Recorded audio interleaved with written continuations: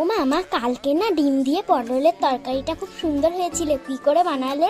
ওই তো 1 কেজি পটল নিয়ে অল্প খোসা রেখে ছিলে 2 মাথা একটু চিড়ে দিতে হবে, সঙ্গে আলু, কুচনো পেঁয়াজ, কাঁচা লঙ্কা, টমেটো ও আদা রসুন, সিদ্ধ করা ডিম খোসা ছাড়িয়ে তেলে ভেজে নেব।